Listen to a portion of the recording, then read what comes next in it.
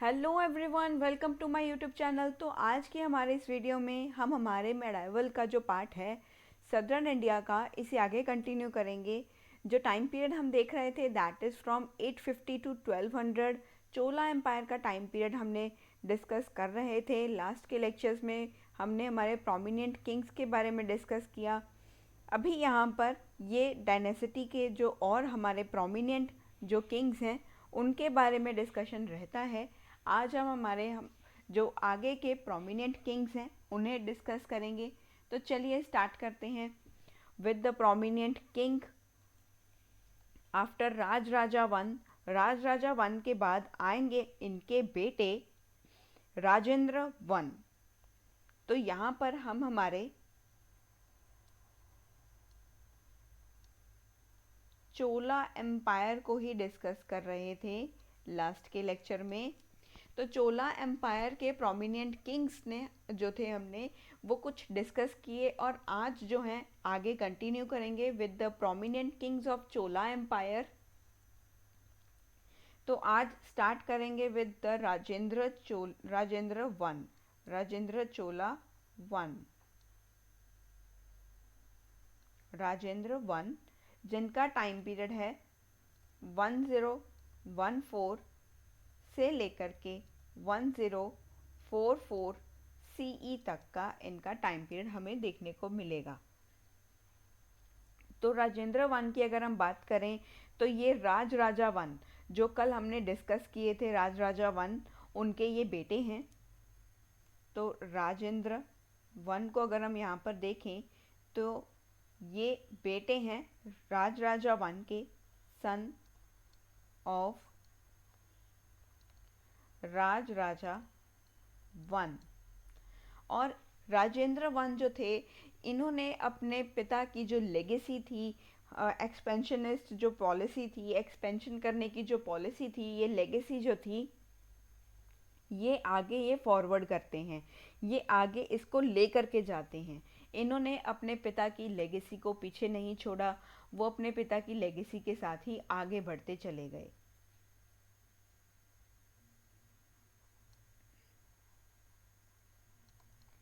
Carried forward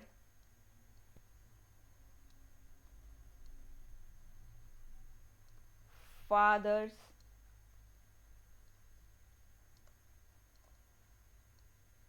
expansion policy. अपने पिता की जो एक्सपेंशन करने की जो पॉलिसी थी ये इसे आगे बरकरार रखते हैं, इसे आगे लेकर के जाते हैं। तो इन्होंने इस चीज़ को आगे कंटिन्यू किया एंड ये आगे लेकर के गए द टेरिटर एक्सपेंशन को। एंड इन्होंने इसी पॉलिसी के चलते हुए अपने जो राज्य का एक्सपेंशन किया and he expanded his territorial to large extent. तो इन्होंने अपने टेरिटोरियल एक्सटेंट को आगे लेकर के चले गए इसी पॉलिसी को बरकरार रखते हुए। अपने फादर की जो एक्सपेंशन पॉलिसी थी इसको आगे लेकर के गए, और इसकी वजह से ही इन्होंने अपने एम्पायर को जो है अपने एम्पायर को एक्सटेंड किया। अपने एम्पायर का इन्होंने जो है और भी ज़्यादा क्षेत्र का विस्तार किया। तो आगे अगर हम हमारे राजेंद्र वन को बात कर रहे हैं, राजेंद्र वन को आगे डिस्कस करें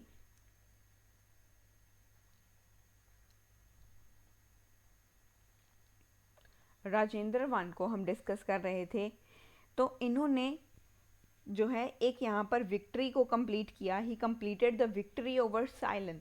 जो साइलन का एरिया था, साइलन जो था हमारा, उसके ऊपर इन्होंने विक्ट्री को हासिल किया था। इन्होंने विजय प्राप्त की, विक्ट्री इन्होंने हासिल की ओवर साइलन। साइलन के ऊपर इन्होंने अपनी विजय को हासिल किया by defeating the Sri Lanka king Mahendra five. जो महेंद्र फाइव थे उनको जो है हराने के बाद इन्होंने साइलन के ऊपर जो है यहाँ पर विजय प्राप्त किया। तो अगर हम यहाँ पर बात करें देन इन्होंने साइलन के ऊपर विजय को कैसे प्राप्त किया? बाय डिफीटिंग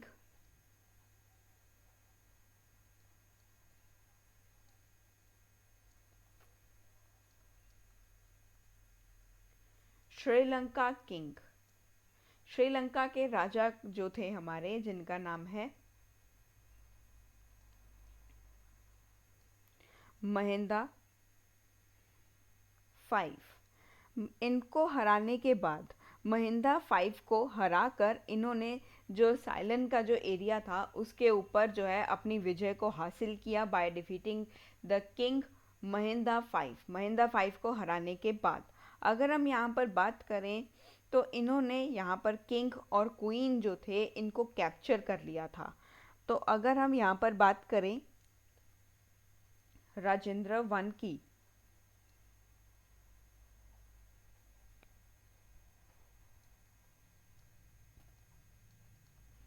इन्होंने किंग एंड जो क्वीन थे हमारे श्रीलंका के राजा और रानी का जो शाही प्रतीक चिन्ह था, जो इनका यहाँ पर अगर हम देखें तो जो रॉयल इंसिंजिया था या रॉयल इनका जो चिन्ह हुआ करता था, किंग एंड क्वीन का जो रॉयल इंसिंजिया था,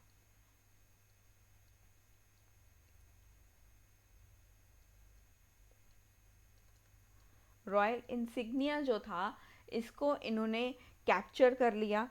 जो राजा और रानी का एक शाही प्रतीक चिन्ह था उसके ऊपर इन्होंने अपना कब्जा कर लिया गया और इन्होंने जो है श्रीलंका को आगे के जो है 50 इयर्स तक इन्होंने श्रीलंका अपने आप को इनसे छुड़वा नहीं सकता था, क्योंकि रसिया गुंडों में फंस चुकी थी। श्रीलंका जो है राजा राजेंद्र के अंडर फंस चुका था, तो अब रसिया गुंडों में फंस गई, तो अब वो बाहर नहीं आ सकती। अब वो 50 साल तक इनके चंगुल से छूटना नामुमकिन हो सा लग रहा था। तो यहाँ पर अगर हम देखें, मुश्किल ही नहीं नामुमकिन है।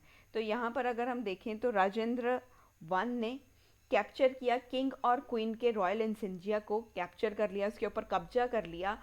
जो इनका चिन्ह हुआ करता था किंग और क्वीन का, जो एक शाही चिन्ह जो था उसके ऊपर कब्जा कर लिया। And Sri Lanka was not able to free herself from the Chola control for another 50 years. और आगे आने वाले 50 सालों तक श्रीलंका खुद को, रसिया जो थी हमारी, वो गुंडों में इस तरीके से फंस चुकी थी कि वो अपने आप को आने वाले 50 साल तक भी उनसे छुड़वा नहीं सकती थी, क्योंकि अभी राजेंद्र वन जो थे एकदम पावरफुल राजा थे, तो इनके चंगुल से छूटना इम्पॉसिबल सा है, मुश्किल ही नहीं नामुमकिन था। तो इसी वजह से राजेंद्र चोला के चंगुल से अब श्रीलंका अपने आप को आने वाले 50 साल तक भी छुड़वा नहीं सकती। तो यहाँ पर जो है हमारे श्रीलंका जो है, श्रीलंका आने वाले 50 इयर्स तक ये अब जो है ये इसके ऊपर जो कंट्रोल होगा वो चोलास का रहने वाला है। तो चोलास के कंट्रोल में आ चुका था फॉर अनदर 50 इयर्स। आने वाले 50 साल तक श्रीलंका जो है अपने आप को चोलास से मुक्त नहीं करवा सकता। यहाँ पर Sri Lanka, I am representing it with Russia, तो रसिया गुंडों में फंस गई। तो यहाँ पर जो है बेचारी या श्रीलंका जो है अब फंस चुकी थी, अब वो 50 साल तक यहाँ से निकल नहीं पाएंगी। तो ये था राजेंद्र के वन के बारे में। अभी इतना ही नहीं है, इनके बारे में आगे और भी है। ये इतने इम्पॉर्टेंट, राजेंद्र वन और राजराजा वन बहुत इम्पॉर्टेंट किंग्स हैं ऑफ चोला एम्पायर। तो अभी इनके बारे में डिस्कशन बाकी है, ख़त्म नहीं हुआ, और भी है, आगे डिस्कस करते हैं। तो राजेंद्र वन को अब हम यहाँ पर डिस्कशन कर रहे हैं। राजेंद्र वन का अगर हम यहाँ पर आगे इसके बारे में देखें, then he completely overran the Pandyas and the Cheras. तो इन्होंने पांड्याज और चेरास को पूरी तरह से पराजित कर दिया था। इन दोनों साम्राज्यों को राजेंद्र वन ने जो है वो कम्प्लीटली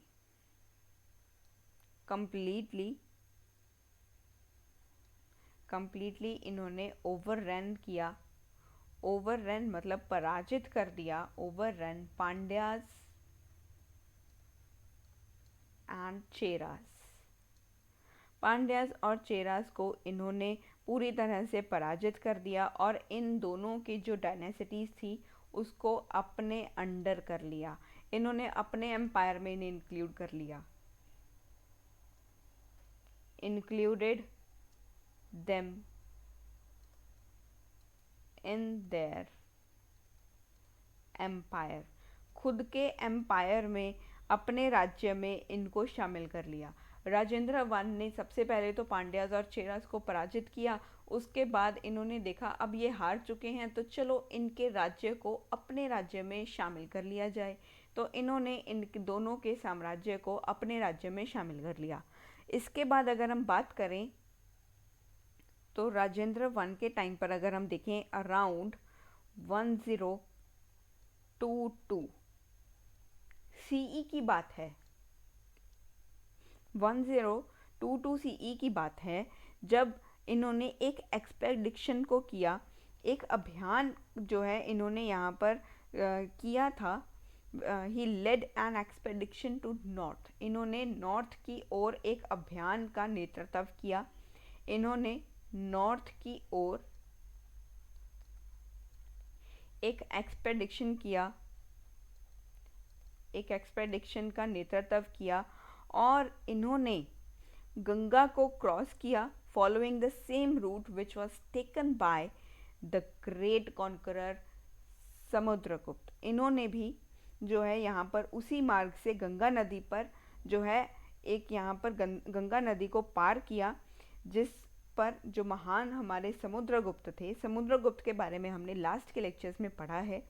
समुद्रगुप्त को हम जानते हैं, सुना सुना तो लग ही रहा होगा भी, कहीं ना कहीं मैम ने पहले भी नाम लिया है, इनके बारे में पढ़ाया है, तो कहीं ना कहीं सुना सुना तो लग ही रहा होगा समुद्रगुप्त के बारे में। तो समुद्रगुप्त ने जिस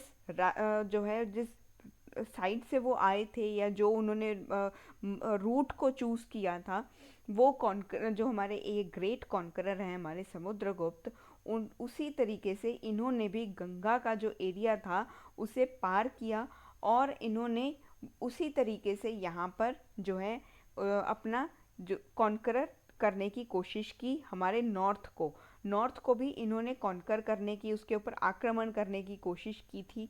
जिस तरीके से समुद्रगुप्त जो थे वो इस नदी को पार, जिस तरीके से उन्होंने किया उस तरीके से ही ये यहाँ पर कर रहे थे।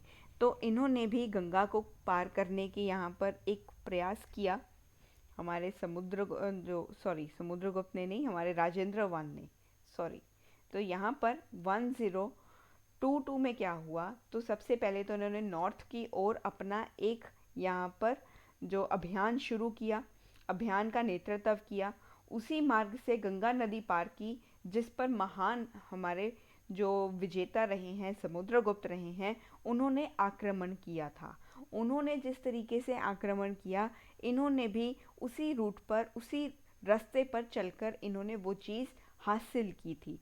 तो अगर हम यहाँ पर देखें तो इन्होंने गंगा को क्रॉस किया, क्रॉस्ड गंगा को क्रॉस कर चुके थे। तो इसके बाद इन्होंने जो है वही मार्ग का जो है इन्होंने चूज़ किया जिस तरीके से समुद्रगुप्त ने आक्रमण किया था। तो सेम जो समुद्रगुप्त ने जिस तरीके से आक्रमण किया, जो रूट उन्होंने अपनाया, वही सेम रूट इन्होंने अपनाया। याद रखने की बात यह है कि इन्होंने गंगा को जो है वो पार कर लिया था, इन्होंने गंगा को पार कर लिया था। एंड हमारे जो राजेंद्र वन थे, देन ही डिफीटेड द पाला रूलर, तो इन्होंने पाल रूलर्स जो थे उनको हराया। तो इन्होंने पालास के जो रूलर थे, पाला के जो शासक थे, जिनका नाम है महीपाल वन को इन्होंने डिफीट कर दिया, इसको इन्होंने हरा दिया, डिफीटेड हिम, महीपाल को हरा दिया। साथ के साथ इन्होंने डिफीटेड वेस्टर्न चालुक्यास, तो इन्होंने वेस्टर्न चालुक्यास को भी हरा दिया था। अगर हम यहाँ पर बात करें तो इन्होंने पाल शासक जो महीपाल वन थे उनको हरा दिया, साथ के साथ जो वेस्टर्न चालुक्यास थे इनको भी इन्होंने हरा दिया था। तो ये हमारे 1022 सीई की बात है, 1022 सीई की बात है। तो यहाँ पर हमने इनके बारे में डिस्कशन किया that he led an expedition towards northern side. तो इन्होंने नॉर्दर्न साइड की ओर इन्होंने यहाँ पर एक एक्सपेडिशन किया और उसके बाद इन्होंने गंगा को पार किया, सेम उसी तरीके से in the same route which was taken by the great conqueror Samudragupta. जो समुद्रगुप्त ने रास्ता चुना, जिस तरीके से आक्रमण किया, उसी रूट से इन्होंने भी किया। साथ के साथ इन्होंने पालास को हरा दिया और वेस्टर्न चालुक्यास को भी हरा दिया। टू कमेमोरेट दिस ओकेजन, इस गंगा को इन्होंने जो है जीत लिया था, गंगा को पार कर लिया था। तो राजेंद्र वन ने इन्होंने एक यहाँ पर टाइटल को एज्यूम किया, एक टाइटल लिया इन्होंने, उस टाइटल का नाम है गंगाई कोंड चोला। ये चाहते तो एक छोटा नाम भी रख सकते थे, लेकिन इनकी मस्ती तो देखो, राजेंद्र वन की मस्ती तो देखो। इन्होंने इतना लंबा नाम, इतना लंबा टाइटल खुद के लिए लिया, गंगाई कोंड चोला। इस तरीके के टाइटल्स जो हैं अक्सर यूपीएससी के फेवरेट हैं। उसको बड़ा मज़ा आता है आपको ये चीज़ पूछने में, वो बड़ी आपको जो है इस चीज़ के बारे में पूछती रहती है, कंफ्यूजिंग वे के साथ पूछती है, हमेशा पूछेगी और ये पूछती ही रहती है। लास्ट 2025 के में भी ऐसा ही एक क्वेश्चन देखने को मिला था। आप PYQs उठा करके देखिएगा, आपको इस तरह का क्वेश्चन मिल जाएगा। तो इस तरह के क्वेश्चंस यूपीएससी के फेवरेट हैं, टाइटल्स वाले। तो टाइटल्स तो बिल्कुल ही मत छोड़ना कभी भी। जब भी आप प्रेपरेशन कर रहे हो फॉर योर प्रीलिम्स, तो प्रीलिम्स के लिए ये चीज़ें इतनी इम्पॉर्टेंट हैं और यूपीएससी तो इनके पीछे दीवानी है। तो उसके दीवानापन है उसको देखने के लिए अपने PYQs देखा करो। PYQs देखोगे तभी यूपीएससी को समझ पाओगे। तो यहाँ पर राजेंद्र वन ने एक टाइटल लिया गंगाई कोंड चोला। गंगाई कोंड चोला का मतलब है कि वो चोला जिसने गंगा के ऊपर विजय प्राप्त की है, जिसने गंगा के ऊपर विजय प्राप्त की है। तो गंगाई कोंड चोला का मतलब होता है द चोला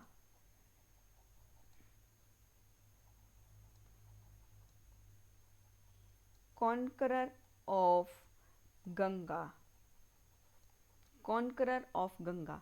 तो गंगाई कोंड चोला का मतलब होता है the Chola conqueror of Ganga. तो गंगा के ऊपर विजय प्राप्त करने वाले चोल के बारे में यहाँ पर हम बात कर रहे हैं, गंगा का चोल विजेता। तो यहाँ पर गंगाई कोंड चोला का मतलब हमने देख लिया है।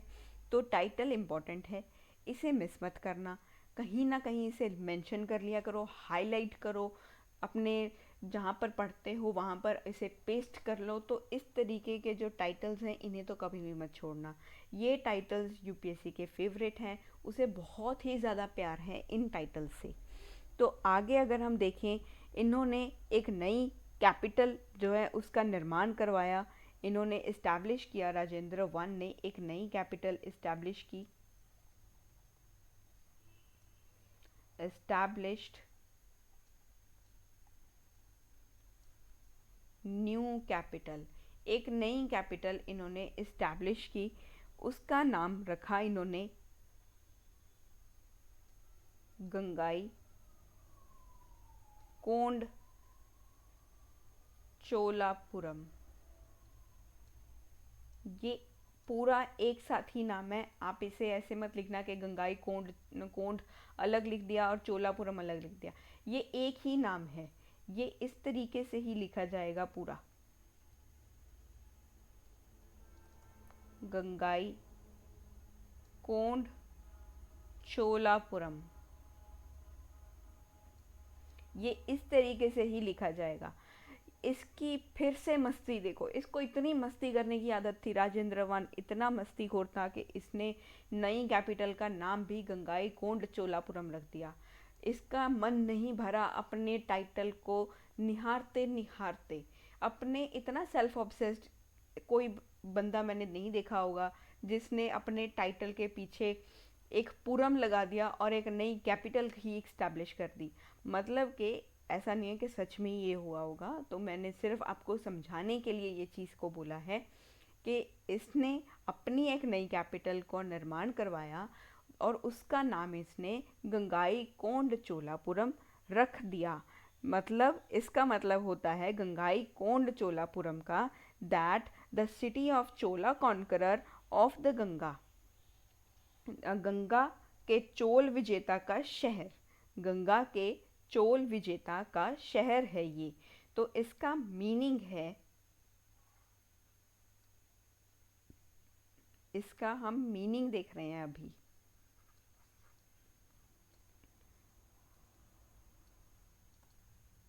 The city of the Chola conqueror of the Ganga.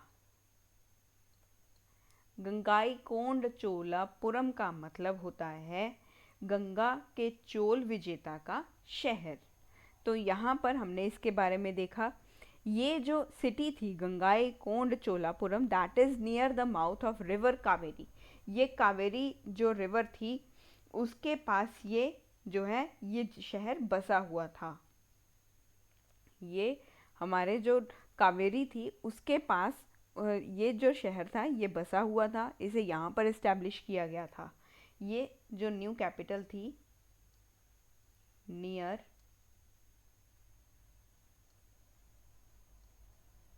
Mouth of Kaveri river, Kaveri river के पास ये जगह इन्होंने एक नया कैपिटल इस्टेब्लिश किया था। तो ये यहाँ पर आगे अगर हम राजेंद्र वन की बात करें,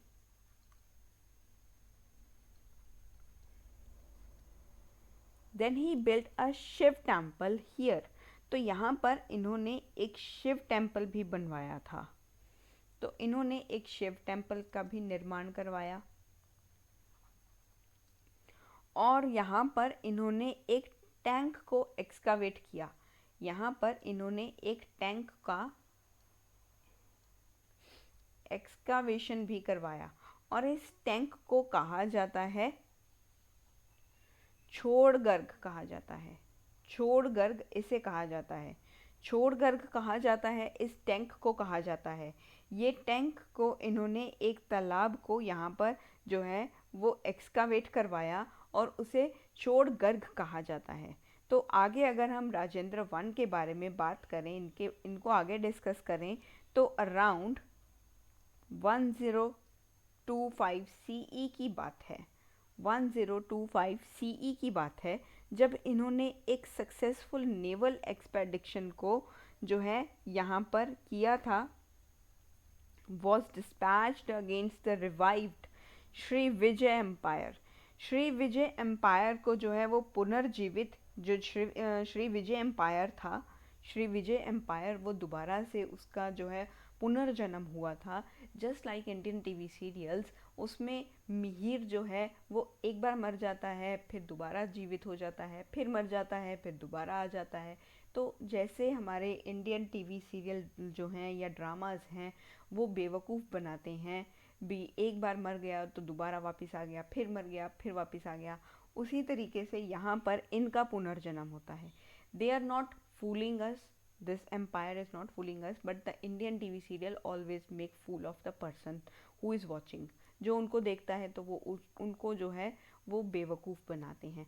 सबसे बड़ा बेवकूफ़ कौन बनाता है?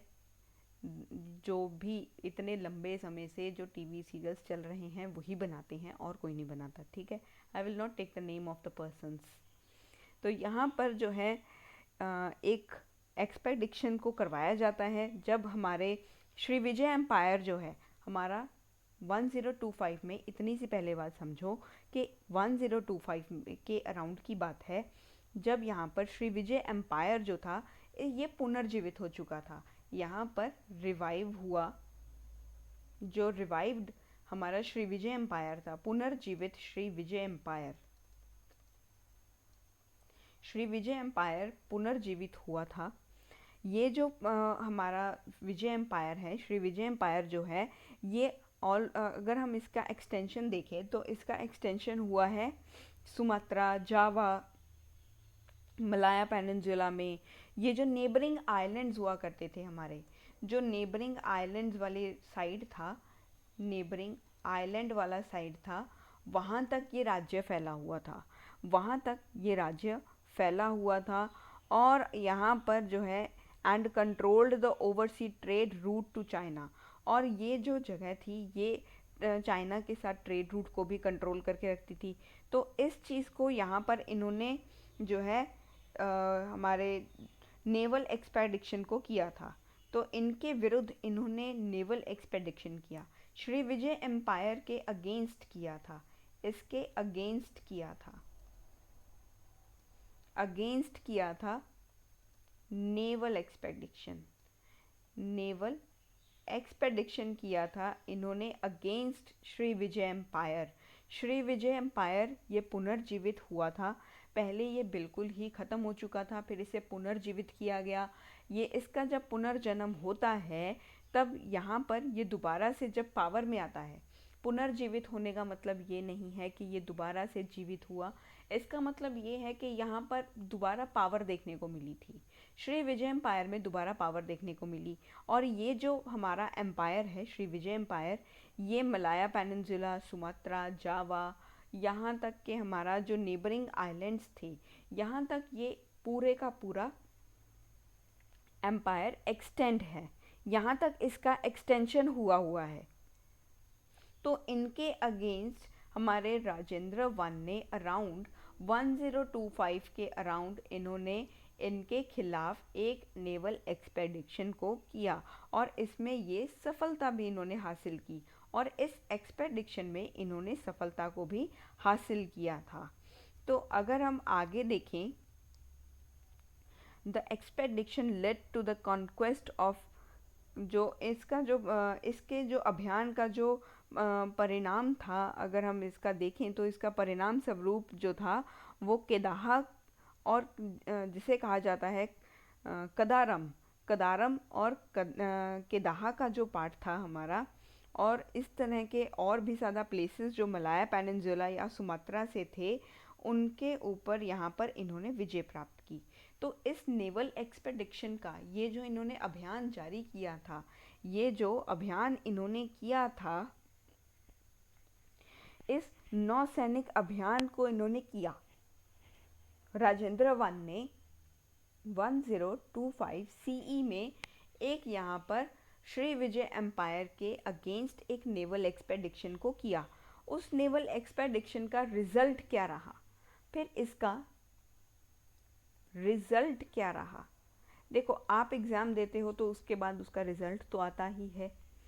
आप अगर एमसीक्यू सॉल्व करते हो फिर उसके बाद आप उसका रिज़ल्ट तो देखते ही हो। अगर आप कॉलेज स्टूडेंट हो, आप कॉलेज में पढ़ रहे हो, तो वहाँ पर भी आप एग्ज़ाम देते हो, फिर उसके बाद आपका रिज़ल्ट आता है कि आप कितने सब्जेक्ट्स में फ़ेल हैं, या कितने सब्जेक्ट्स में आपकी बैक आई है, या आपका जो है सप्ली है या बैक है। Supply and back both are the same things, अलग अलग रीजन में अलग अलग इसे नाम दिए जाते हैं। आपके कितने सब्जेक्ट्स में बैक है, या आप पास हैं, या आपने सभी में आप जो है बिल्कुल ही जो है आपने काम ही ख़राब कर दिया, एग्ज़ाम में फ़ेल हो गए, पास नहीं हो पाए, दोबारा से फर्स्ट ईयर में एडमिशन लेना पड़ेगा, या दोबारा से जो है आपको वो सेमेस्टर के सारे एग्ज़ाम्स दोबारा देने पड़ेंगे, ऐसा होगा। या फिर आपने रिज़ल्ट में बिल्कुल ही टॉप किया है, आपके पेरेंट्स खुश होंगे, ये वो रिज़ल्ट है।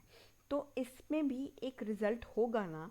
एक राजेंद्र चोला थे, राजेंद्र वन ने एक एक्सपेडिशन को लीड किया, एक इन्होंने एक अभियान जारी किया विजय एम्पायर के खिलाफ। तो इन दोनों का रिज़ल्ट भी तो कुछ होगा, इसका कुछ रिज़ल्ट भी तो होगा। इसका रिज़ल्ट जो था, तब इन्होंने जो है विजय प्राप्त की, देन ही कॉन्कर्ड, और इन्होंने जो कदारम या हमारा केदाहा का रीजन था, हमारा जो कदारम और केदाहा का जो रीजन है, मलाया के बहुत सारे जगहों को, सुमात्रा के क्षेत्रों को इन्होंने अपने अंडर कर लिया, उनके ऊपर विजय प्राप्त की। तो इन्होंने यहाँ पर अगर हम देखें तो इसका रिजल्ट रहा that he conquered Kadehe and a number of places in मलया पेनिनसुला। मलय पेनिनसुला का जो कुछ क्षेत्र थे, बहुत सारे स्थानों को इन्होंने अपने उसके ऊपर इन्होंने विजय प्राप्त की, प्लस इन्होंने सुमात्रा के रीजन्स के ऊपर भी, सुमात्रा के जो रीजन्स थे उसके ऊपर भी इन्होंने विजय को हासिल किया। तो ये कुछ रिजल्ट्स थे जो हमने यहाँ पर देखे इनके इस नेवल एक्सपेडिशन के। इस ये जो रिज़ल्ट था वो हमने अभी देखा। तो आगे अगर हम बात करें जो हमारे राजेंद्र वन के बारे में ही है। अब ये राजेंद्र वन का ये जो अब हम डिस्कस करेंगे ये लास्ट होगा। इसके बाद नेक्स्ट राजा ही आएंगे। डोंट गेट डिसअपॉइंटेड और बोर भी मत होना प्लीज़। तो यहाँ पर ये जो पार्ट है ये थोड़ा सा यहाँ पर अगर हम देखें तो एकदम से इतना जो है दिमाग में नहीं बैठता जल्दी जल्दी, लेकिन अगर ठंडे दिमाग से देखोगे तो फिर ये बहुत इजी पार्ट है। Chola empire is the most easiest part in the history. अगर मुझसे अगर कोई पूछे तो फिर मैं चोलास का पार्ट अगर जो है वो इजी है। वैसे तो entire of the history subject is very easy, क्योंकि इसमें चीज़ें आपको डायरेक्ट दी हुई हैं। Just you have to memorize them.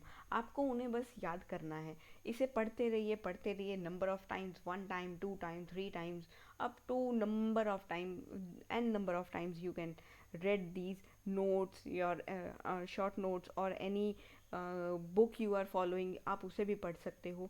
तो ये जो चीज़ें हैं ना आपको मेमोराइज करने में ज़्यादा इजी रहेंगी। तो यहाँ पर अब हम बात कर रहे हैं राजेंद्र वन के बारे में।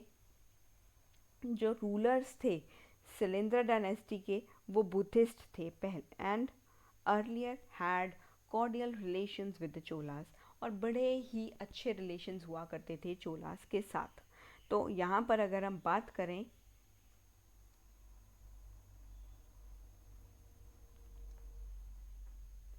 जो रूलर्स थे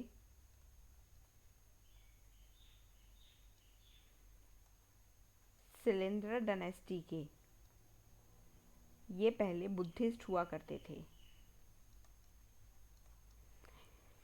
ये पहले बुद्धिस्ट थे और इनके जो रिलेशंस थे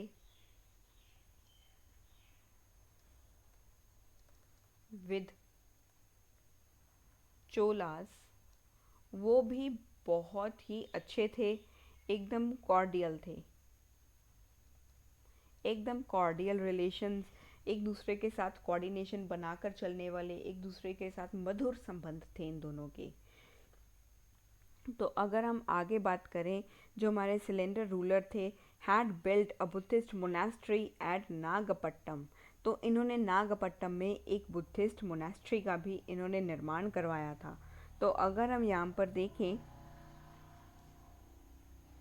जो हमारे शैलेंद्र डायनेस्टी के जो रूलर थे, जो हमारे शैलेंद्र डायनेस्टी के रूलर थे, इन्होंने तो जो है बुद्धिस्ट मोनास्ट्री को भी बनवाया था, बिल्ट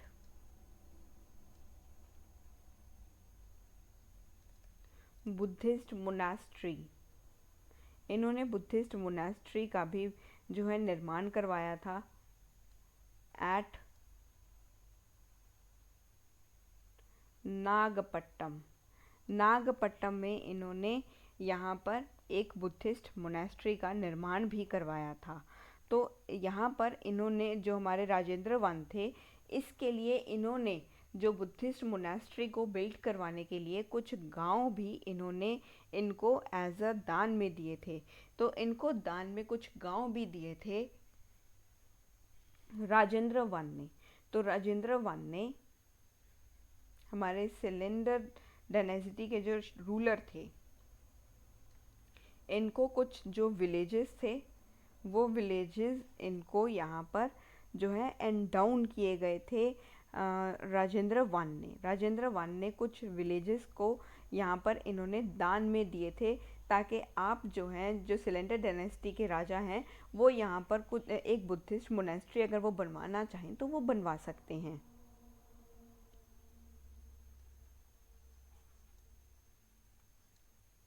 तो राजेंद्र वन के ने जो है यहाँ पर अगर हम देखें, इनके रूल में अगर हम देखें, तो जो सिलेंडर डायनेसिटी के रूलर्स थे वो पहले बुद्धिस्ट थे, और चोलास के साथ इनके रिलेशंस बहुत अच्छे थे।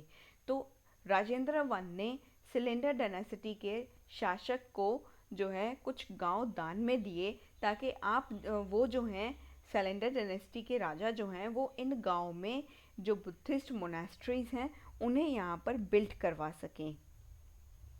एंड अगर हम आगे बात करें, तब the cause of breach between two now was Chola's eagerness to remove obstacle to the Indian traders and expanded his trade with the China। तो इनके दोनों के बीच में जो मतभेद का कारण जो था, चोलास के बीच में, चोलास और सिलेंडर डायनेस्टी के बीच में मतभेद हो चुके थे। तो सबसे पहले तो इनके रिलेशंस बहुत अच्छे थे, इतना तो समझ में आया। इन्होंने इनको गांव भी दान में दिए कि आप यहाँ पर कुछ मोनेस्ट्रीज अगर आप बनवाना चाहें तो आप बनवा सकते हैं, we don't have any kind of problem, आप बनवा लीजिए, कोई दिक्कत की बात ही नहीं है, आप जो जैसा आप कहेंगे हम वैसा ही करेंगे। फिर इन दोनों के बीच में कुछ जो रिलेशंस थे वो जो है अच्छे नहीं रहे, इन दोनों के बीच में मतभेद होना स्टार्ट हो गया।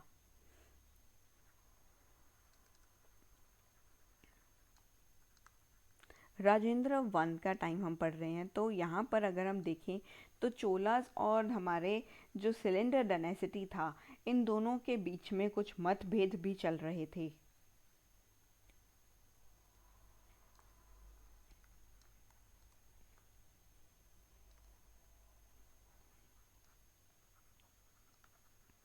तो इन दोनों के बीच में कुछ मतभेद थे।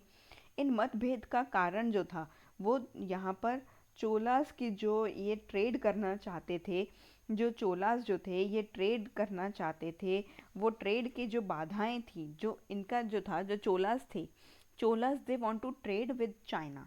ये चाइना के साथ अपना जो व्यापार था, व्यापार का जो है विस्तार करने की उत्सुकता थी। They were very curious to expand their trade with China. They were very curious, ये बहुत ही ज़्यादा उत्सुक थे। हाँ, उत्सुकता इनमें ज़्यादा थी चोलास के अंदर। तो ये जो थे हमारे Cholas, they want to expand their trade with China. तो अपने चाइना के साथ ट्रेड अच्छे करने के लिए बड़े उत्सुक हो रहे थे, बड़े उतावले बावले हो रहे थे। वो उतावले बावले हो रहे थे, वो एक मतभेद का कारण बने, क्योंकि एक ऑब्स्टेकल्स क्रिएट हो रहे थे। इनके जो है चोलास जो थे, they want to expand expand trade with China.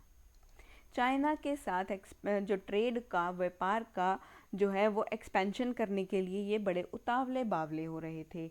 उतावले बावले होने की वजह से इनके रास्ते में बहुत सारे हसल्स आ रहे थे, बहुत सारे ऑब्स्टेकल्स आ रहे थे, बहुत ज़्यादा जो इनके जो है वो बाधाएं आ रही थी। वो बाधाओं को दूर करने के लिए जो है ये जुट चुके थे, और इनका जो है रिलेशन जो था सिलेंडर डायनेसिटी से वो ख़राब होता चला गया, और इन दोनों के बीच में मतभेद जो थे वो होने स्टार्ट हो गए थे। तो ये एक कारण था, जो ये ट्रेड करना चाहते थे चाइना के साथ, उसको करने की उत्सुकता, उसको करने का जो बावलापन था, वो इतने ज़्यादा उतावले बावले जो थे, उस कारण से ये जो है इन दोनों के बीच में जो थे हमारे क्लैशेस थी, या अगर हम देखें तो इन दोनों के बीच में मतभेद थे, इन दोनों के बीच में एक ब्रीच था, एक मतभेद था इन दोनों के बीच में। तो आगे अगर हम बात करें, यहाँ पर एक चीज़ बहुत इंपॉर्टेंट नोट करने वाली ये है that the Chola navy was the strongest in the area. तो इनकी जो नेवी थी, कुछ समय के लिए इनकी नेवी बड़ी पावरफुल रही।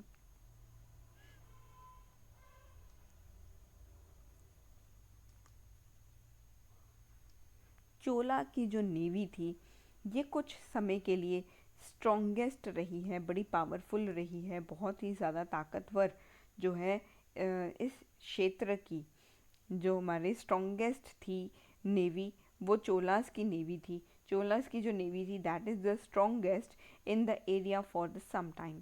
कुछ समय के लिए इनकी आर्मी जो चोलास की नेवी थी उसे जो है सबसे ताकतवर, सबसे शक्तिशाली हुआ करती थी। तो इन्होंने यहाँ पर अगर हम देखें, जैसे कि इनका जो चोलास का अगर हम देखें, then they were very into the trade with the other cities और अदर कंट्रीज़। ये बड़े ट्रेड में बहुत अच्छे हो रहे थे। इनका जो ट्रेडिंग का पार्ट था वो नेविगेशन के थ्रू था, नेवल एक्सपेडिशन, नेवल्स के थ्रू हुआ करता था। ये सी रूट से ट्रेडिंग किया करते थे, इंडियन ओशंस में ट्रेड कर रहे थे, इंडियन ओशन के थ्रू ट्रेड करते थे, और साथ के साथ बे ऑफ बंगाल से ये ट्रेडिंग कर रहे थे। वहाँ पर भी इनकी जो ओवर सी रूट से ट्रेड हुआ करता था। तो इनका जो ट्रेडिंग का जो पार्ट था दैट वाज नेवल, वो एकदम से जो था वो ओशनिक ट्रेड हुआ करता था। तो इन्होंने जो है बहुत बार जो बे ऑफ बंगाल, आपने सुना होगा इसे, बे ऑफ बंगाल को, बे ऑफ बंगाल से ये ट्रेडिंग करते थे और कंट्रीज़ के साथ, हमारे जो सुमात्रा रीजन है या चाइना के साथ इनका जो है ट्रेडिंग अच्छा रहा है। जैसे कि ये ट्रेड एक्सपैंड भी करना चाहते थे हमारे चाइना के साथ। तो अगर हम यहाँ पर देखें तो इन्होंने बे ऑफ बंगाल को जो है वो बोला है कि इन्होंने इसको चेंज कर दिया कि ये तो हमारे लिए एक लेक की तरह है। ये इसे समुद्र मानते ही नहीं थे, ये समुद्र के के एक ज़रिए, उसके थ्रू एक ट्रेड को यहाँ पर इस्टेब्लिश करते थे, अपने ट्रेडिंग रिलेशंस को अच्छा रखते थे। तो यहाँ पर इन्होंने कभी भी बे ऑफ बंगाल को या हमारे जो भी समुद्र का जो रास्ता ये अपना रहे थे उसको कभी इन्होंने एज एन ओशन समझा ही नहीं, एक सी या ओशन इसको कभी नहीं समझा। हमेशा कहते थे कि ये तो हमारे लिए एक लेक की तरह है। चोलास के लिए हमेशा बे ऑफ बंगाल एक लेक की तरह ही रहा है।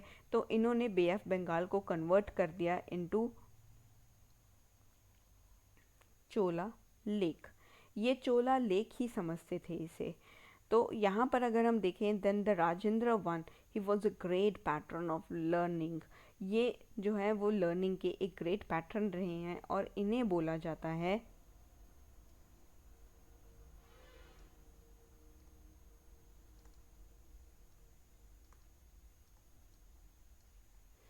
ग्रेट पैटर्न ऑफ लर्निंग, और इन्हें बोला जाता है, then he is also known as Pandit Chola. तो इन्हें पंडित चोल भी कहा जाता है, पंडित चोल के नाम से भी ये जाने जाते हैं। तो इन्हें पंडित चोल के नाम से भी इन्हें जाना जाता है। तो ये थे राजेंद्र वन के बारे में। आगे अगर हम यहाँ पर बात करें तो हमारे राज अधिराज आएंगे। तो इसके बाद आएंगे हमारे नेक्स्ट रूलर जिनका नाम है राज अधिराज।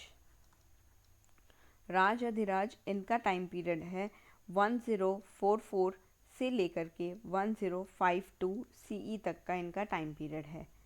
राज Adhiraj, he was a great warrior. तो ये तो एक ग्रेट वॉरियर थे। हमारे राज अधिराज जो थे, ही वॉज अ ग्रेट वॉरियर, जो हमेशा जो थे अपनी आर्मी के साथ कंधे से कंधा मिला करके हर युद्ध में, हर जंग में जा कर के जो है वो काम लड़ते थे। इन्होंने कभी भी ये नहीं कहा कि मैं राजा हूँ, मैं ये नहीं करूँगा, मैं वो नहीं करूँगा, मैं लड़ाई नहीं करूँगा, तो आप लोग जाइए लड़के आइए और आकर के बताइए भी क्या रहा। नहीं, ऐसा नहीं था। तो ये जो थे अपनी आर्मी के साथ, अपनी मिलिट्री के साथ, अपने लोगों के साथ एकदम फ्रंट में आकर के जो है वो काम किया करते थे और कंधे से कंधा मिला करके जो है हमेशा आगे फ्रंट लाइन के ऊपर रहकर इन्होंने जो युद्ध हुआ करते थे उनको इन्होंने फाइट किया है। तो अगर हम यहाँ पर राज अधिराज की बात करें तो इन्हें ग्रेट वॉरियर कहा जा सकता है कि ये ग्रेट वॉरियर थे। और इन्होंने एक टाइटल को एज्यूम किया इन्होंने इस वजह से एक टाइटल लिया कि मैं जो हूँ वो हर किसी के साथ कंधे से कंधा मिला करके हर युद्ध में आगे खड़ा रहकर जो है वो हमेशा युद्ध में फाइट करता हूँ विद द एनिमीज़। मैं हमेशा युद्ध में आगे खड़ा रह करके हमेशा फाइट करता हूँ। वैसे आपने कभी ना कभी फिल्म्स में या मूवीज़ वगैरह कोई भी सीरियल्स वगैरह में कहीं ना कहीं तो ड्रामास में देखा होगा कि जो राजा होता है वो हमेशा पीछे रहकर ही काम करता है। वो हमेशा पीछे रहकर ही जो है आक्रमण करता है या युद्ध में जाता है। तो यहाँ पर ये ऐसे नहीं थे। इन्होंने हमेशा अपने लोगों के साथ कंधे से कंधा मिला करके हमेशा फ्रंट लाइन में होकर के युद्ध को लड़ा है। तो इसी वजह से इनको एक टाइटल मिला है जिसका नाम है जयाम कोंडचोला। जयम कोंडचोल इन्हें कहा जाता है, जिसका मतलब है विक्टोरियस चोल किंग, विजयी चोल राजा, जिसका मतलब है विक्टोरियस चोल किंग कहा जाता है। तो अगर हम यहाँ पर देखें तो इन्होंने डिफीट किया पांड्यास को, चेरास को और श्रीलंका के रूलर को। तो इन्होंने पांड्यास, चेरास और श्रीलंका के जो शासक थे उन्हें बहुत ही अच्छे तरीके से, बड़े कुशलतापूर्वक इन्होंने इनको पराजित किया था। Defeated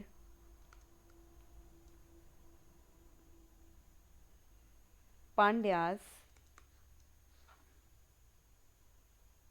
Cheras and ruler of Sri Lanka.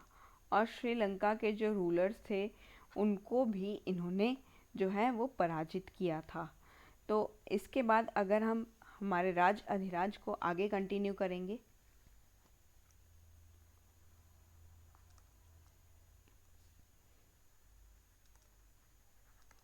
राज अधिराज को आगे कंटिन्यू करते हुए इनके बारे में बात करेंगे। तो इन्होंने जो हमारा कल्याणी था, कल्याणी जैसा जो जैसे कि चालुक्यास थे, कल्याणी के जो चालुक्यास थे, अगर हम बात करें तो कल्याणी के जो चालुक्यास के जो शहर हुआ करते थे उनको इन्होंने लूटा था, बहुत ही ज़्यादा प्लंडर किया। हमारे चालुक्यास के जो सिटीज़ थी जैसे कि कल्याणी जो था उसको भी इन्होंने लूटा। एंड ही प्लांटेड अ जया स्तंभ एट यादगीर। इनको लूटने के बाद इन्होंने यहाँ पर यादगीर में एक जय स्तंभ का भी निर्माण करवाया, एक जय स्तंभ का को स्थापित किया। तो अगर हम यहाँ पर राज अधिराज की ही बात कर रहे थे तो इन्होंने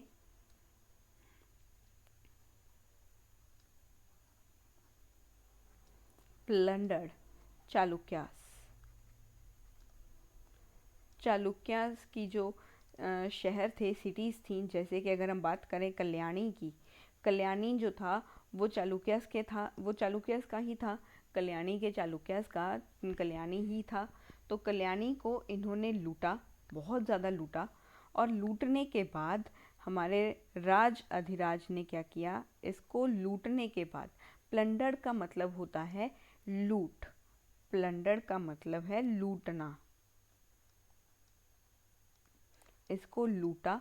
चालुक्यास के जो सिटीज़ थी, चालुक्यास के जो शहर थे जैसे कि कल्याणी, इसको इन्होंने बहुत ज़्यादा लूटा था, बहुत ज़्यादा लूटा था। और इन्होंने यहाँ पर एक जय स्तंभ नाम का जो है एक स्तंभ भी इन्होंने बनवाया था, प्लांटेड जय स्तंभ एट यादगीर।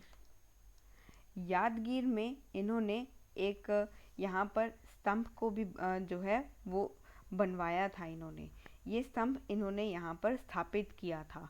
तो अगर हम आगे बात करें, यहाँ पर भी एक चीज़ बहुत इम्पोर्टेंट नोट करने वाली है कि जो चोलास थे तो इनकी जो, हमारे चोलास की जो हिस्ट्री थी, चोलास का जो इतिहास था वो एक कलंक लगा हुआ था। इनके जो हमारा चोलास का जो चोलास का जो हिस्ट्री थी उसके ऊपर एक कलंक लगा हुआ था। एक बहुत ही बड़ा कलंकित यहाँ पर हुआ था, एक कलंकित चीज़ यहाँ पर हुई थी। तो अगर हम यहाँ पर बात करें तो चोलास के ऊपर एक कलंक लगा हुआ था, that they adopted a very harsh attitude towards जो हमारे सिटीज़ को ये लूटते थे, उसको लूट करके लेकर के आते थे, वहाँ पर ये बहुत ही ज़्यादा हार्श रहते थे, उनके साथ बहुत ही ज़्यादा जो है बदतमीज़ी से बात करते थे, उनसे अच्छे से बात नहीं करते थे। जिन भी सिटीज़ को ये लूटते थे, वहाँ के राजा को और आम जनता दोनों के साथ बड़ा ही जो है अत्याचार के साथ जो है ये रहते थे। बड़ा व्यवहार जो था वो अच्छा नहीं करते थे। उनके साथ हमेशा ये कठोर रवैया जो है उसका इस्तेमाल करते थे। कठोर जो था एटीट्यूड का, उसको ये हमेशा अपनाते थे। तो यहाँ पर एक इनके ऊपर एक कलंक यहाँ पर है, दैट द चोला डायनेसिटी के ऊपर एक कलंक है, इनके चोलास की हिस्ट्री के ऊपर एक जो है कलंक लगा हुआ है, ब्लॉट ऑन देयर हिस्ट्री। इनकी इतिहास के ऊपर एक बहुत बड़ा कलंक ये है कि जो भी चोलास जिस सिटी को, जो भी शहरों को जो है प्लंडर करते थे, जो भी शहरों का प्लंडरिंग होता था, उनको लूटा जाता था, उस शहर के जो किंग हुआ करते थे, उसके राजा और वहाँ पर रहने वाले लोग, और जो वहाँ पर रहने वाले जनरल लोग थे, आपके और मेरी तरह, we are the common man mango peoples. तो यहाँ पर रहने वाले मैंगो पीपल्स के ऊपर बहुत ही ज़्यादा, इन दोनों के ऊपर, जो राजा था उसके साथ भी बड़ा ही कठोर व्यवहार किया जाता था। जो आम जनता थी, देखो राजा के साथ हो रहा है तो फिर हम आम जनता किसके कहने पर वो हमारे साथ अच्छा व्यवहार करेगा, हम किसके लिए यहाँ पर जो है वो बैठे हैं, हमारे ऊपर क्यों तरस करेगा। वो वही बात है ना कि आपके लिए वो ऐसा क्यों करेगा वो आपके लिए।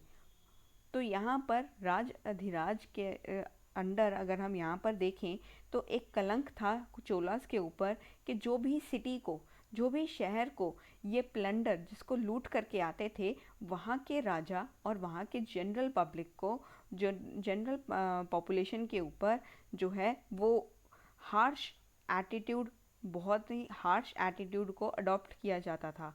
हार्श जो एटीट्यूड है, हार्श एटीट्यूड से बात की जाती थी, इसे अडॉप्ट किया जाता था, अडॉप्टेड हार्श एटीट्यूड। तो हार्श एटीट्यूड अडॉप्ट किया जाता था towards both Raja, the king and the general population of the places they plundered और सैक्ड।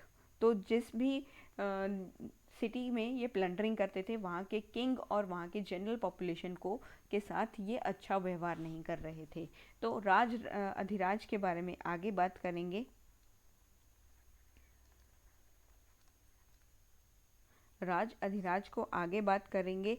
देन अगर हम बात करें जो मोस्टली प्लंडर्ड और मैसेक्ड पीपल जो हुआ करते थे, उनमें ज़्यादातर ब्राह्मण्स थे और बच्चे आया करते थे। मतलब कि बहुत जो हार्श व्यवहार किया जाता था, वो जो हार्श कठोर व्यवहार करते थे, वो ज़्यादा से ज़्यादा ब्राह्मण्स हुआ करते थे। उनके साथ जो है अच्छा व्यवहार नहीं किया जाता था, एकदम से कठोर व्यवहार किया जाता था। और जो बच्चे हुआ करते थे, देखो बच्चे मन के सच्चे होते हैं हमेशा। देन इन बच्चों के साथ भी ये चोलास जो थे वो बहुत ही ज़्यादा हार्श बिहेवियर को अडॉप्ट करते थे, हार्श एटीट्यूड को अडॉप्ट करते थे। तो इन्होंने जो भी जगहों को लूटा है, वहाँ के लोगों के साथ जो इन्होंने मैसेकर किया है, जो भी लोगों के साथ व्यवहार इन्होंने किया है, उनमें सबसे ज़्यादा जो है वो नुकसान इन्होंने पहुँचाया है हमारे ब्राह्मण्स और जो चिल्ड्रंस हुआ करते थे उनके लिए। तो इसे हम लास्ट की स्लाइड में ही लिख देते हैं। जो हार्श एटीट्यूड अडॉप्ट किया जाता था, that was towards the Brahmins. सबसे ज़्यादा इसका खमियाजा ब्राह्मण्स को भरना पड़ा, सबसे ज़्यादा खमियाजा इसका ब्राह्मण्स प्लस हमारे जो चिल्ड्रंस हुआ करते थे। बच्चों के ऊपर कभी हाथ नहीं उठाना चाहिए, बट ये उठाते थे। ये उनके साथ हार्श बिहेवियर करना चाहिए। बच्चा हमेशा बिगड़ जाएगा अगर आप उसके साथ हार्श बिहेवियर रखते हो। तो यहाँ पर बच्चों के साथ कभी भी आज के ज़माने में तो बहुत टाइम पहले जो हुआ करता था, तो वहाँ पे तो आप अगर बच्चों के कुछ भी कर दोगे, उसके if you slap the child then it is not any problem. तब वहाँ पे कोई प्रॉब्लम नहीं हुआ करता था। लेकिन अगर हम आज के 2025 की बात करें, आज के टाइम पर नहीं है। आज के टाइम पर बच्चे बहुत ज़्यादा सेंसिटिव हैं, उन्हें भी समझ में आ रहा है भी चीज़ों को कैसे करना है, इमोशंस कैसे होते हैं, उन्हें पहले ही पता होता है। तो बच्चे अगर मिस्टेक करते हैं, उन्हें पोलाइटली एक्सप्लेन करना चाहिए, उन्हें पहले ही बताना चाहिए कि बेटा ये गलत है, ये राइट, ये गलत है, ये सही है, this is right and this is wrong. तो उन्हें सही और गलत की पहचान पहले ही करवा दीजिए, तब बच्चा कभी गलती ही नहीं करेगा। अगर गलती करता है तो उसे समझाइए that you are wrong here, you have to do these things like this. अगर आप ऐसा करते तो तब अच्छा होता। उसे एक्सप्लेन कीजिए। उसको आप उसके ऊपर आप हाथ उठाओगे, उसको मारोगे, वो फिर बिगड़ ही जाएगा। देन ही और शी विल गेट स्पॉइल्ड। वो बिगड़ ही जाएगा, वो आपके हाथ से ही निकल जाएगा। तो यहाँ पर भी बेचारे बच्चों के ऊपर अत्याचार कर रहे थे ये लोग। इनको पता नहीं था कि बच्चे मन के सच्चे होते हैं। वो अपने मम्मी पापा को जाकर बता देंगे कि आपने उनके ऊपर हाथ उठाया, मारा, पीटा, ये किया, वो किया, हार्श एटीट्यूड किया, गुस्सा किया, डांट दिया। तो ये सब चीज़ें ये नहीं समझ रहे थे, हमारे चोलास नहीं समझ पा रहे थे। लेकिन फिर भी ब्राह्मण्स और इसका जो है खमियाजा ब्राह्मण्स और चिल्ड्रंस को भुगतना पड़ा। ये एक कलंक था हमारे चोलास के ऊपर, चोलास की हिस्ट्री के ऊपर ये एक कलंक इनके ऊपर लगा हुआ है। अगर हम यहाँ पर आगे बात करें एक एग्जाम्पल के साथ कि जो चोलास थे, चोलास डिस्ट्रॉयड, एक एग्जाम्पल यहाँ पर है हमारे पास that the Cholas destroyed Anuradhapura. Anuradhapura को इन्होंने जो है पूरी तरह से डिस्ट्रॉय कर दिया था। तो यहाँ पर मैं एक एग्जाम्पल से आपको समझाती हूँ। यहाँ पर एक एग्जाम्पल है हमारे पास, दैट इज़ जो हमारा अनुराधापुरा था, अनुराधापुरा जो था, that the Cholas destroyed. Cholas ने एकदम से इसे डिस्ट्रॉय कर दिया था, डिस्ट्रॉयड अनुराधापुरा।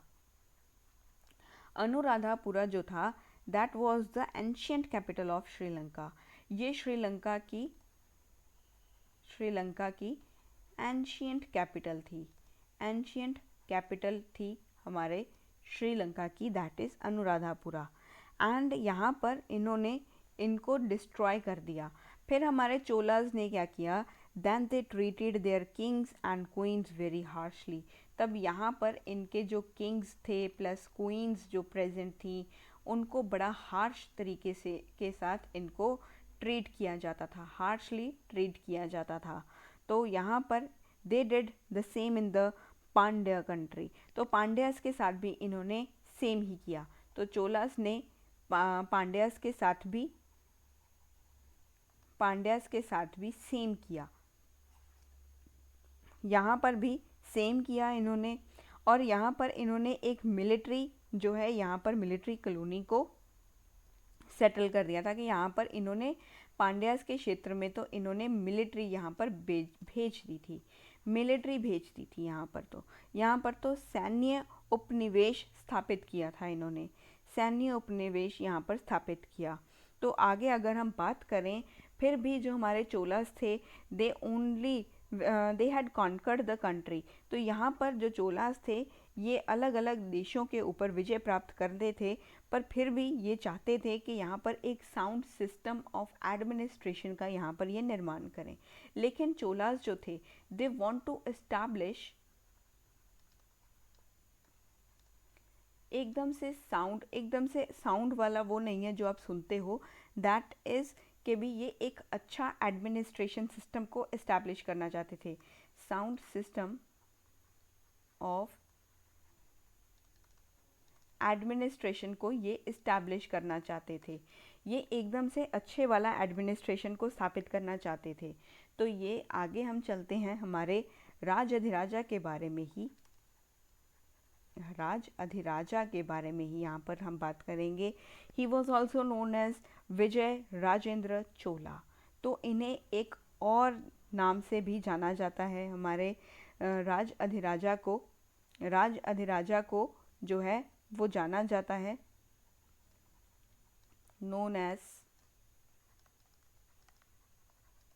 विजय राजेंद्र चोला। विजय राजेंद्र चोला के नाम से भी इन्हें जाना जाता है, जिसका मतलब होता है विक्टोरियस राजेंद्र चोला। विक्टोरियस विजय राजेंद्र चोला, विजय राजेंद्र चोला और द विक्टोरियस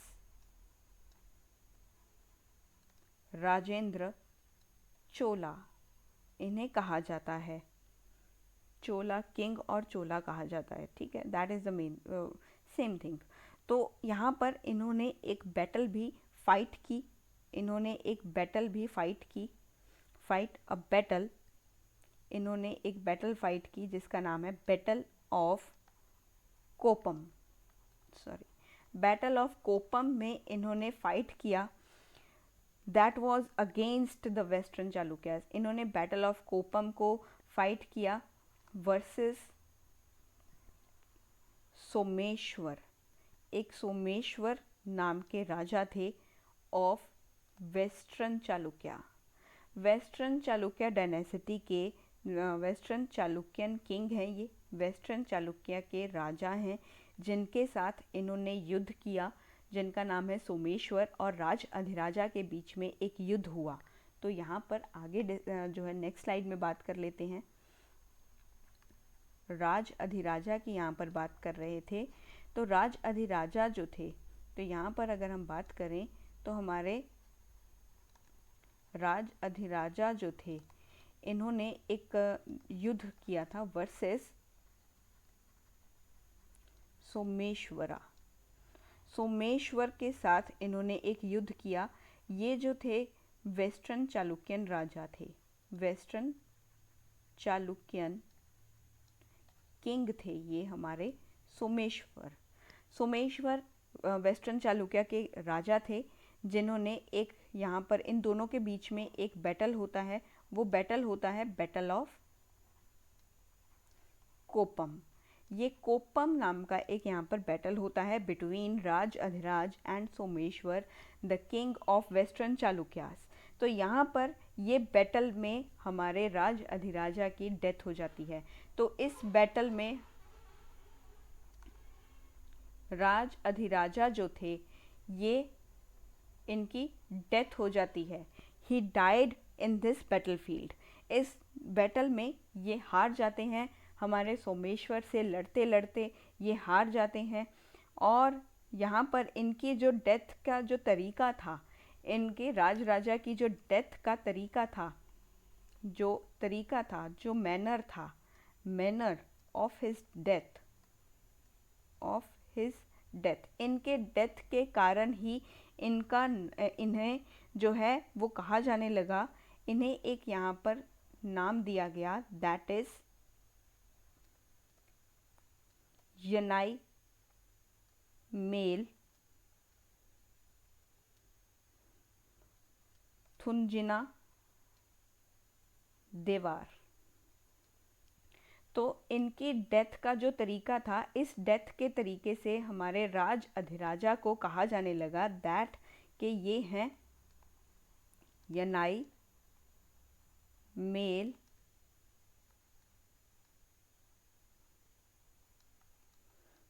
थुनजिना देवार। मतलब कि वो किंग जो एलिफेंट की बैक के ऊपर ही, वो राजा जो हाथी की बैक पे मर गया, the king who died on the back of an elephant. इसका मतलब है that is the king who died on the back of an elephant. Elephant की बैक के ऊपर ही जो है ये मर गए। तो एलिफेंट की बैक के ऊपर ही ये मर गए, तो इन्हें तीर लगा और ये इसी तरीके से लेट गए। ये मर गए एलिफेंट के ऊपर ही, ना ये नीचे गिरे, ना ये इधर को गिरे, ना ये उधर को गिरे, ये बस सेंटर में ही लेट गए। मतलब सेंटर में ही गिर गए। तो यहाँ पर इन्हें बोला जाता है यनाई मेल थुनजिना देवार, that is the king who died on the back of an elephant. तब राज राजा का जो था, यहाँ पर इनका बैटल होता है विद सोमेश्वर, जो वेस्टर्न चालुक्य के राजा थे। तो इन्होंने एक बैटल फाइट किया, that is known as battle of Koppam. Koppam का जो बैटल हुआ था उसमें ये फाइट कर रहे थे, उसमें ये जो युद्ध था वो लड़ रहे थे, बस लड़ते लड़ते राज अधिराजा की डेथ हो जाती है। उनके मरने के तरीके को बोला जाता है यनाई मेल थुनजिना देवार, मतलब that is the king who died on the back of an elephant. एक एलिफेंट की बैक के ऊपर जो है मरने वाला राजा, हाथी की पीठ पर मरने वाला राजा के नाम से भी इन्हें जाना जाता है। तो यहाँ पर इनके मरने के स्टाइल से इनका नाम एक यहाँ पर बोला जाता है। तो यहाँ पर हमारे राज अधिराजा के बारे में यहीं पर हमारा कंपाइलेशन होता है, और आगे जो किंग होंगे बहुत ही छोटे छोटे किंग्स हैं जिनके बारे में हमने डिस्कस करना है, तो वो नेक्स्ट लेक्चर में हम डिस्कस करेंगे। तब तक के लिए आप बने रहिए मेरे साथ मिडाइवल हिस्ट्री की सीरीज़ में। अगर आज की ये वीडियो आपको अच्छी लगी हो तो इसे शेयर ज़रूर करना। Do subscribe the channel. Thank you for the support which you have shown towards my channel, thank you so much. And also join my official Telegram channel, जिसका लिंक आपको इस वीडियो के डिस्क्रिप्शन बॉक्स में भी मिल जाएगा, ताकि आपको वहाँ से जो PDF फॉर्म के नोट्स हैं वो मिलते रहें, और साथ के साथ अगर कोई अपडेशन आता है वो भी मैं आपको वहाँ पर प्रोवाइड करती रहूँगी। तब तक के लिए आप बने रहिए मेरे साथ मिडाइवल हिस्ट्री की सीरीज़ में, and keep watching the videos. Thank you once again.